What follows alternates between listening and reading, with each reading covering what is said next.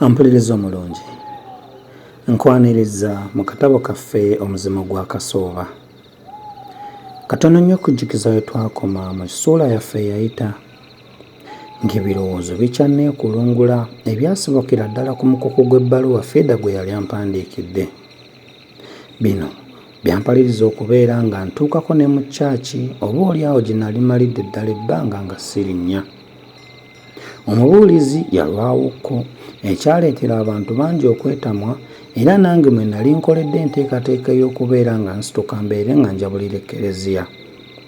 Omuwala omu eyali anninaanye yanziggyako ekitabo, era bw'atyo n'abeera nga yannemesa enteekateeka ze nali nnina, bwe ntyo ne ntuulira ddala okutuusa mmisa bwe yaggwa. Nga ntuuse eka, amaaso gaagwikiriza akamu ku bupappecce bw'ebbaluwa Frida ze yali ampandiikidde, ke nayisaamu amaaso era ne nkayuzayuza bulere. Najjukira n'akayimba ke nali nawandiikira Frida, era nako olwamaliriza ne nkayuzayuza bulere ne nkagatta mu kali, era awo tulo we twantwalira. Nkwaniriza mu ssuula yaffe ey'omwenda, embalango y'omuwala. Nazuukuka ebirowoozo bitandise okwamuukirira oluvannyuma lw'okunyiibanyiibira kumpi ekiro kyonna n'omusana gwakwo. Nagogonoka mu buliri ne nsoobolokoka nga nsooyooya ndaga ku kimu ku bizimbe by'essomero eryatuli mu kirenge. Nga ntuuseeyo natuula nga nannamidde ku ndeeboleebo y'eggulumu okwali ekizimbe kye nakuba amabega nga ntunudde ebuvanjuba. Buli maaso gye geekoonanga nga galengera ensozi eziwangizza eggulu ettwakaavu. Eyo ku nkomerero w'ebuvanjuba ng'eriyo ekigo ky'akasavu kanyama w'amayumba ag'amategula n'amabaati. Kyali kyesigamye olusozi okwali kiri emabega. Mu ntabiro z'ebuvanjuba n'ekkono ng'olengerayo akakuukuulu k'amayumba ag'amabaati omukungubadde oguyumba ogwa kalina abiri ogw'amategula. Ku katalamutalamu akaali kanneesuddeko ku ddyo lye yali essomero eddala mu butiiti. Eyo nga yeeva akaguudo ne kayita awo mu maaso Kinyana Mpindi ne we nnali, ne kaweta ne kambukira emmanju mu mbiriizi z'ekizimbe kwe natuula nga tekanneegatta ku luguudo olwali lusala okuva ku ddyo okudda ku kkono. Nawuliranga emmotoka nga ziwuluguma ziyitawo. Awo okunjolekera waaliwo ennyumba nnya ze nalengerangako ebitundu eby'emmanju olw'akasiko akaali keekiiseewo. Ennyumba ennene eya wakati yali kisulo ky'abawala ate endala nga z'abasomesa. Mu maaso gaazo yaliyo ligganda lya ssajja n'emiti ebyasiikirizanga ekiwonvu n'omugga gwamu, ate ng'olengera emitala w'eryo ennimiro n'ensuku ezigudde akaleka. Akasana kaali kaakakisomerezi. Bwe nagiranga ne ngalamira ng'omutwe guli mu bibatu ndalamidde eggulu. Nalabanga n'okuwulira abawala b'ekisulo nga bagolongotanya obulobo, baseka, bayitawo bagenda emugga. Lumu nawunyirwa kalifuuwa era ne mba ng'awulira enswagiro y'obugatto ku lubalaza ku ddyo wange. Nalowooza nti abawala bali be baali batambula sserebu oba kaddeyo nga babinuka amasejjere era nga be beemesse mooli n'okwekuba ddikini. Essaawa ziba zisemberera 12 era nga nteekateeka okulaba eryandeese ne mpunyirwa kalifuuwa ssendabaguzi era ne mpulira n'olugoye olukwaya ku ddyo wange. Namaguka ne ntunulayo. Amaaso gange ng'atomeragana n'ag'omuwala eyali abimba obuseko ku matama. Yali ayimiridde butengerera antunuulira. Guno si gwe gwali omulundi gwange ogusooka okumulaba. Nedda. Nali mulaba mu bbanka, mulengera ku mizannyo, oluusi mu ssinzizo ku Sande, naye nga simusembereranga okuggyako enkya y'olwo lwe twali tuyimbidde mu kitabo ekimu. Yayimirira ng'akutte akalemba n'akasawo ku mukono gwe ogwa ddyo ate nga waniridde ekitundu ky'olugoye lwe n'omukono gwe ogwa kkono. Yali ayambadde ensuukumaali ezitemagana mu bulago era anaanise empeta eza zaabu ku ngalo emu ne ku matu. Ku mukono ogumu kwaliko entugga enyereketa, essaawa etangalijja n'obukomo obumasaamasa. Ekiteeteeyi kye kyali luveera kya kipaapaali n'engatto zino zitonsitule. Yambuuza ng'akyampomesa amaaso era nga bw'amwenya nti, "Obwedda nno okola ki wano?" Namwanukula nga bwe neewuunya obukalukalu bwe nti, sirina. Yalabika ng'alinga ayagala okutuula naye nga tannamalirira. N'ayogera nti, simanyi bannange bwe naatuulako awo kinaakukola bubi. Ko nze nti, kutuulawo? Ko ye, awo wooli? Ko nze, nga lwaki kinkola bubi? Ko ye, tomanya. Ko nze, nedda, tewali mutawaana, tuula. Yatuula ng'alese ebbanga lya ntanga 3 wakati waffe. Omwo mwe yagalamiza akasawo ke nga bwe yeddaabiriza olugoye. Oluvannyuma yajja akatambaala akalala mu kasawo ne yeesangula ku mimwa. Ebyo bwe yabikomekereza n'akyukamu okunjolekera. Awo n'atandika buto nti, ontunuulidde nno. Mpozzi ogambye nti obwedda obadde okola ki?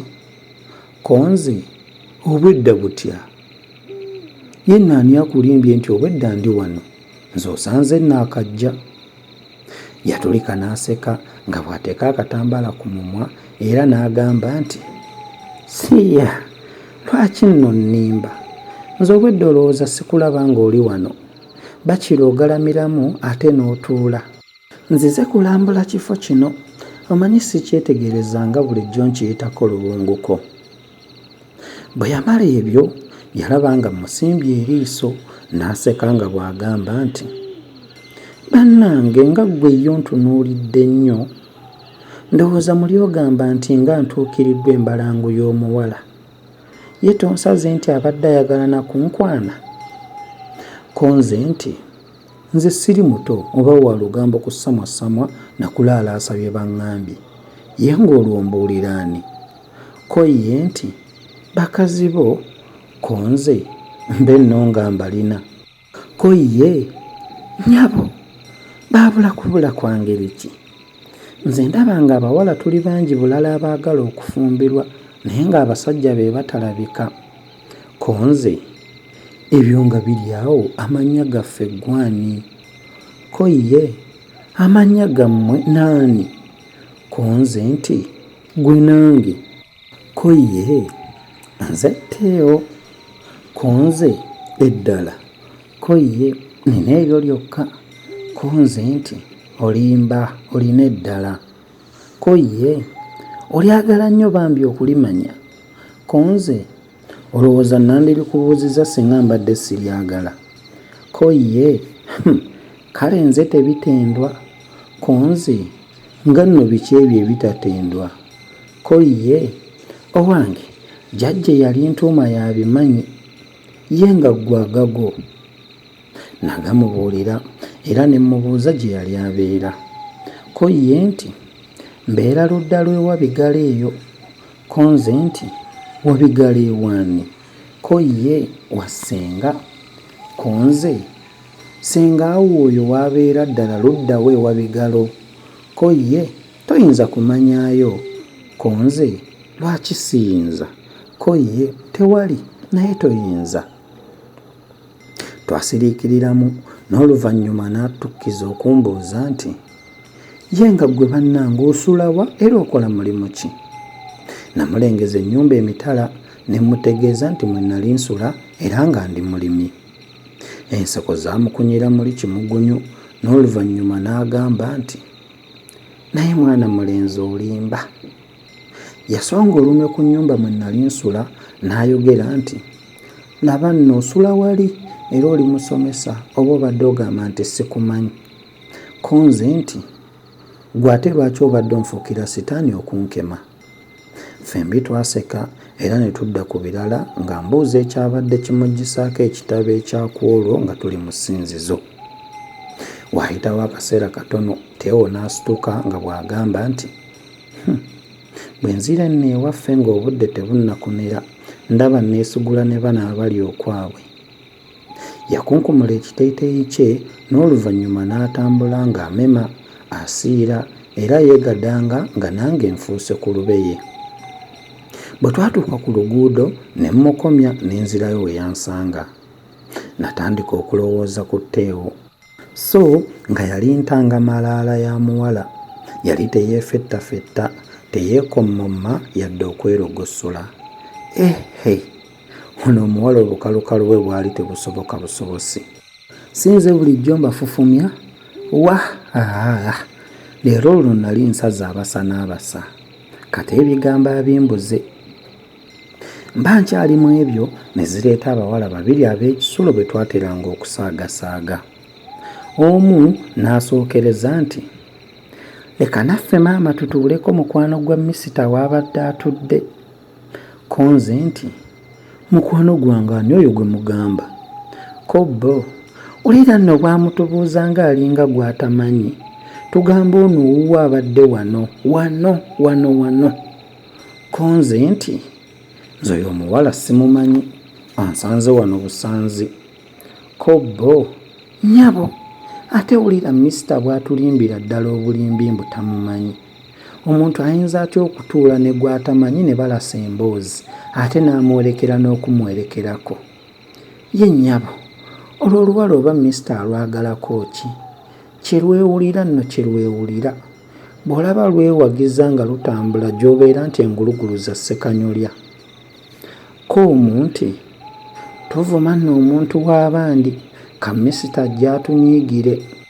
Ko omulala nti, twala eri twakalaba, leero ekibi bwe kitoogerwako enkolo mmere. Baayogera ebigambo bingi ebijolonga n'okujerega nga nze ki. Baalwa ddaaki nga babivaako nga tunyumya birala. Tuba tuli ku ebyo akadde akabakoola okuddayo mu kisulo ne kavuga. Baawa amatuka emisinde nga bwe bansiibula nti, misita weeraba, sula bulungi. Nange nabalagiriza nga mbaagaliza ekintu kye kimu.